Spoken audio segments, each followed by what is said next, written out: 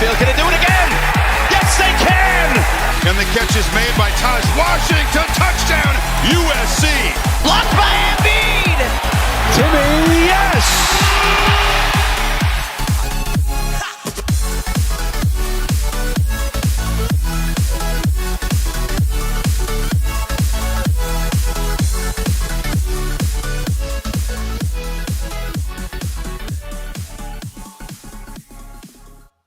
Hello, everybody, and welcome back to another episode of the Beef Up Front podcast here on Pick Swap Media. This year is Ryan Coyle, as always, back with another episode for our Breakdowns with Beef NFL Quarterback Prospect Series ahead of Thursday night's NFL Draft. Today's episode, obviously looking at the screen, we'll be getting into Tennessee quarterback Hendon Hooker, 6'4", 218 pounds. He is already 25 years old, and he will be turning 26 in January, so whatever team he goes to, if they're playing into the playoffs, he'll be 26 by the time that is. Anthony Richardson's only 20, CJ Stroud's only 21, and he's coming off a torn ACL. I just did my breakdown on Will Levis a couple minutes ago, and these two are kind of similar where I wouldn't necessarily take these guys in the first round. Will Levis, more of the upside tools type guy. Hendon Hooker has gotten better throughout his college career. He started out at Virginia Tech, but he's a pretty old quarterback already at 26, older than Trevor Lawrence is already, who's going into his third year in the league. It's just pretty crazy that he's that old and was still playing college football this year. And it's not like he's a guy that has a lot of untapped potential, I think he's kind of a guy that is what he is.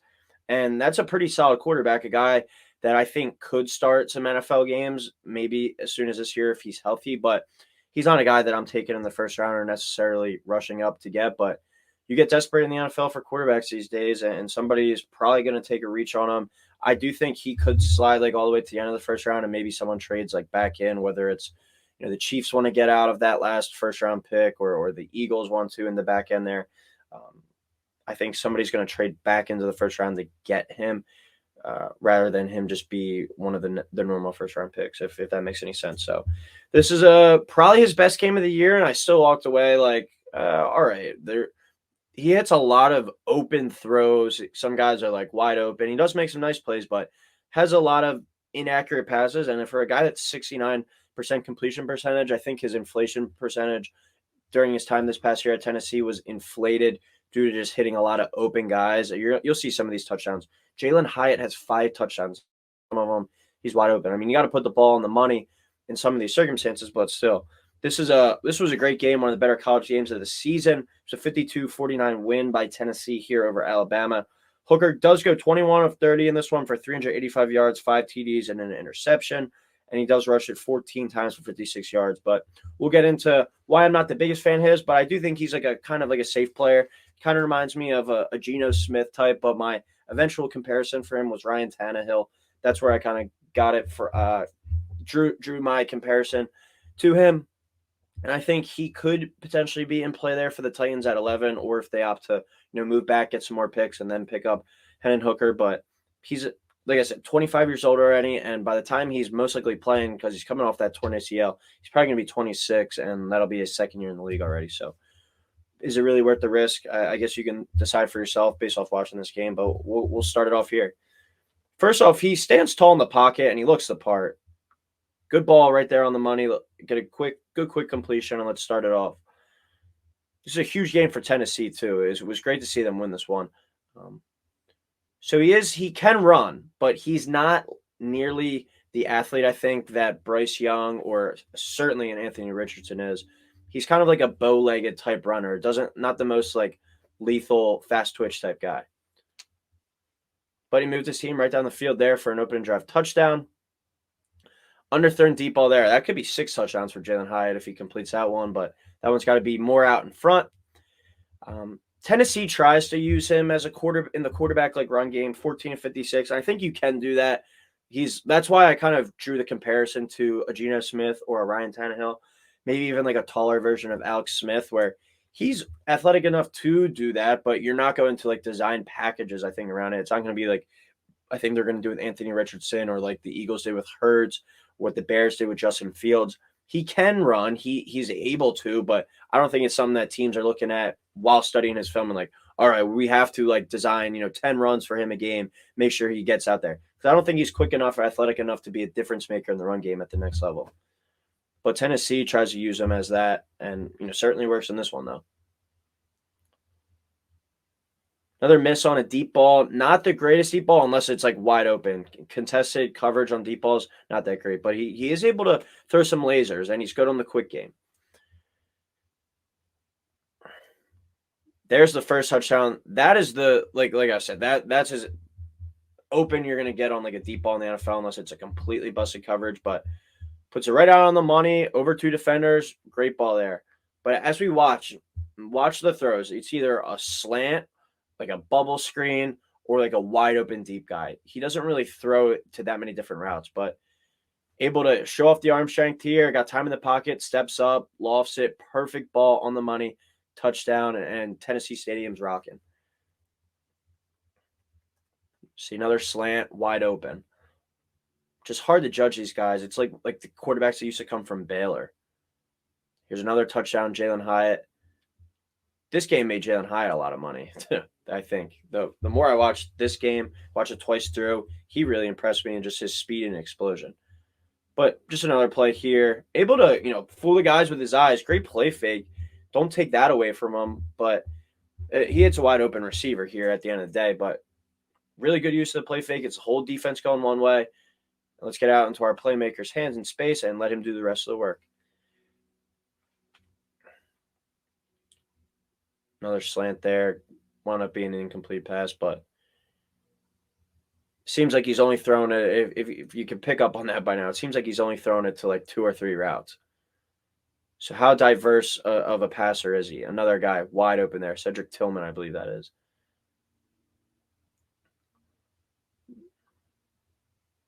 Do like that there. Did a little side step, climbed the pocket, and see that's where I'm saying he can use his legs to his advantage in circumstances when he needs to, just like Ryan Tannehill does, just like Geno Smith.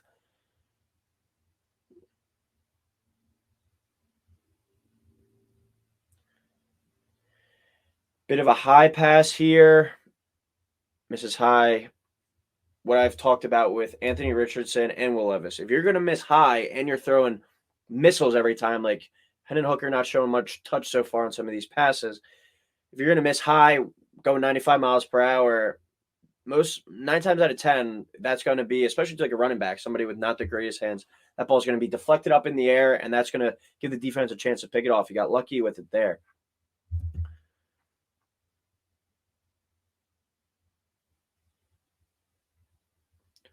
But I do think he would be a good fit for like Seattle after seeing what Geno Smith did to him. I think he's like a nice point guard type prospect where he's just going to go out there and distribute it and not try to make crazy plays like Russell Wilson did for Seattle. Just play the game manager type role that Geno Smith did, and that certainly put him in position to win a lot of games last year. One thing I do not like about him, as I talked about, not the greatest athlete, but he doesn't really show the ability to create outside the pocket. Like right there where he's getting pressure on him. Even C.J. Stroud was able to do this better. See, he just kind of sits in the pocket and he just takes a sack. Those guys, if the play's breaking down, there's nothing originally while they're standing up in the pocket at their first few reads. Those guys are going to get out of the pocket and be able to throw on the move and stuff. You don't really see that from Hendon Hooker much, and that's kind of a concern for me. If he's just going to be a statue type quarterback, I don't think he's a guy that will be able to sit back there and just pick teams apart. But we do see he is able to run. Let's see him kind of move out of the pocket and throw a little bit more out there. And he's coming back off a torn ACL, so if that wasn't really some part of his game before, I'm curious to see if it's something more part of his game now coming off a major knee injury.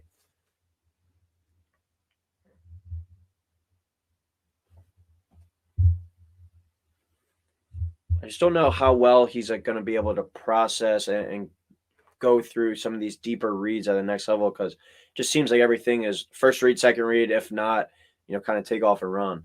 It looks like that's the way he was coached there.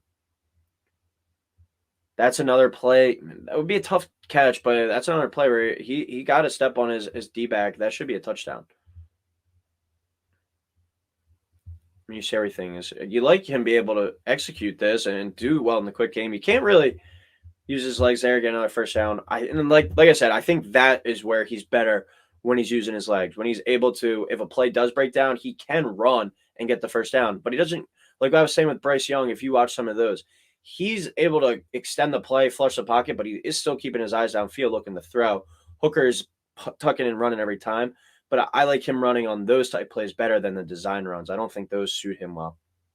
But I don't want to sound like I'm bashing him too much. He does lead his team to 52 points. He has 28 here, not even halftime yet. And he throws for 385 yards with 5 touchdowns. It's just a lot of these plays are wide freaking open, and it's not going to be that easy in the NFL. And I know he's playing against Bama, but still. Shows great zip on that one, though. Bit of a dangerous throw, especially at the end of the half, but great zip on the ball there. Misses on a simple out route. That's got to be a layup there. Another play where it's kind of over tucks and runs, but able to get a nice pickup there of 9. Uses his big frame there, able to lower the shoulder, lower the head, and get the quarterback sneak first down.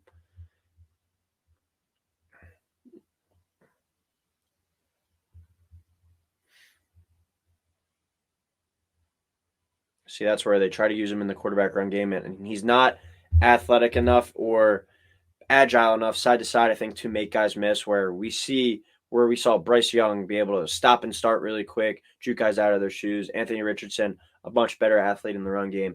Hendon Hooker, athletic enough to run, but not athletic, I think, enough to have the quarterback run game designed around him, and that was a perfect example there. Another play. Busted coverage there. That's got to be on the money because that's another touchdown. It's just very uncharacteristic of Alabama to go out here and really suck this bad on defense. Got the doors blown off from that one, but do stop them big on 4th and 2 there. He's able to make one guy miss, but that second guy just comes barreling in on him. Doesn't have that agile ability that some of these other quarterback prospects do. Here we go. Another nice deep ball there. Hyatt's just burning dudes in this game, and but we saw Hendon Hooker has missed a few other potential touchdowns, but there's so many just wide open guys. This Tennessee offense is just getting open and open and open. But you got to put the ball on the money. He has missed a few. You're not going to complete every ball, but really nice inverted kind of route there and puts it on the money for Jalen Hyatt, and that's a 4th touchdown of the day.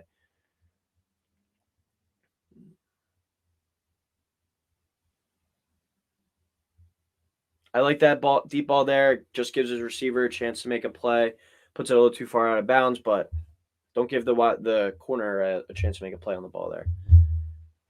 I believe that wound up getting ruled incomplete, but that's another instance where he's missing high, and it leads to a bad pass, nearly intercepted. I believe, though, on the field, it gets ruled incomplete at the end. I'm not sure the eventual call, but either way, incomplete and high miss, something that he needs to work on when he misses, like some of the other guys. And a lot of young quarterbacks, is just the case. They miss high. You never want to miss high, especially across the middle. Good ball up the seam there, and there goes that man, Jalen Hyatt again, 5th touchdown of the day. This was an electric game, really exciting watch, but he's doing what he's coached to do, Hendon Hooker, in these situations. I just don't know how many different routes he can hit because I haven't seen it. But this is a good ball here and in between 2 defenders. If that's a loft, that gives the safety a chance to come over and get it. Throws it on a rope there up the seam kind of. Jalen Hyatt goes out there and makes a big-time play. Well-executed shuffle play there. He's good on these play fakes. That's another thing I kind of like about his game. Watching this another time through, I like his game a little bit more and what he has to work with. But, like I said, there's been so many open plays, it's kind of hard to judge.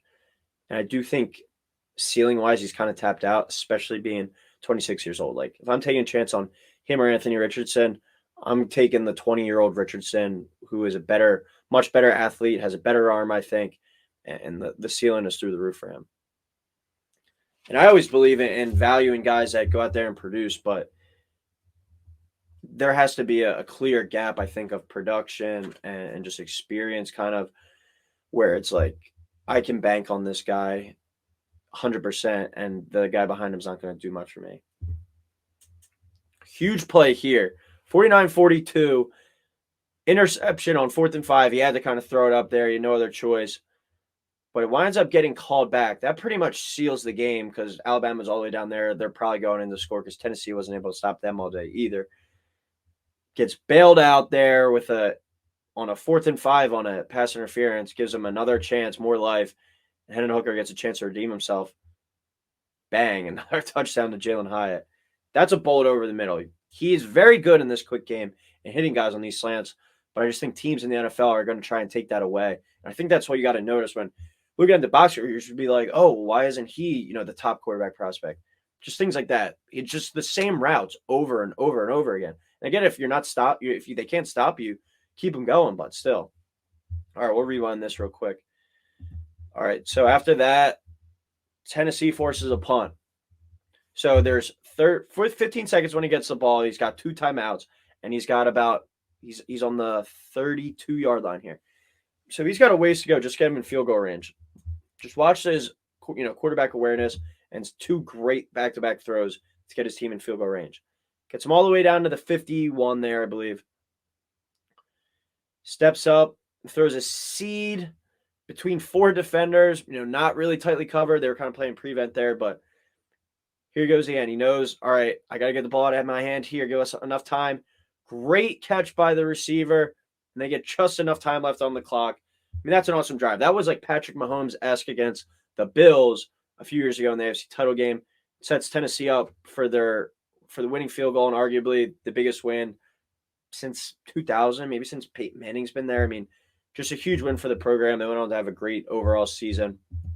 But then towards the end, Hendon Hooker did wind up tearing his ACL. But as I said, there's a lot to work with here, and you like what you see out of him. Just the age concerns me a little bit, coming off the torn ACL, and so many of the open throws that he's able to hit them. You love that, but how open are they going to be in the NFL? It's a major talking point, I think. So my overall summary: flashed a lot of arm talent, a lot of zip on the ball. Accuracy is up and down. Only throws from the pocket, as I said, he's able to beat you from there, which you like to see, but you got to be able to ad-lib and create outside the pocket because defenses are just too good and there's just too much preparation, I think, in the NFL that you're not going to be able to just sit there and run through your scripted plays. You're going to have to make some plays yourself. I didn't see that from him in this one. Doesn't have to hit too many difficult throws, as I touched on. Can use his legs 4 yards, but you're not going to design a quarterback run game around him. Leads a clutch game-winning drive. I give him a 7 out of 10. I'm just not overly impressed with them, but this was a very nice performance. Certainly, you can't really knock him for much on this one.